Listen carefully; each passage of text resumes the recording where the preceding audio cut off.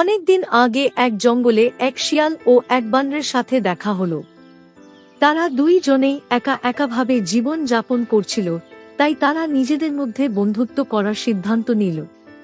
তারা প্রতিদিন একসাথে ঘুরে বেড়াত, খেলা করত, খাবার খুঁজত এবং খেত। একদিন বানর গাছে উঠে ফল খেতে শুরু করল, আর শিয়াল নিচে থেকে কিছুই পেতে পারছিল না। বানর কিছু ফল নিচে ফেলে দিল, কিন্তু নিজে বেশি খেয়ে নিল। শিয়াল এতে একটু মন খারাপ করল, কিন্তু কোন কিছু বলল না। একদিন শিয়াল বলল, বন্ধু, তুমি তো গাছে উঠতে পারো, কিন্তু আমি ভালো সাঁতার জানি। চলো আমরা নদীর ওপারে যাই। কিন্তু মাঝনদীতে পৌঁছালে শিয়াল কৌশলে বলল, শুনো বানর বন্ধু, আমি শুনেছি বানরের কলিজা খুব সুস্বাদু, তাই আজ আমি তোমার কলিজা খেতে চাই। বানর সাথে সাথে বলে উঠল, ও, তুমি আগে বললে না কেন? আমি তো কলিজাটা গাছের উপর রেখে এসেছি।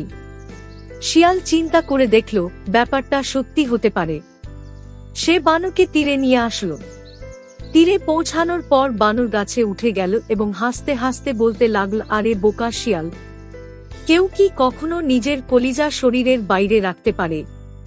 শিয়াল সঙ্গে সঙ্গে বুঝতে পারল সে ধোঁকা খেয়েছে। বানর মোটামুটি তার বুদ্ধির জোরে এইবারের মতো নিজের জীবন রক্ষা করল, আর সেই দিন থেকেই বানর ও শিয়ালের বন্ধুত্ব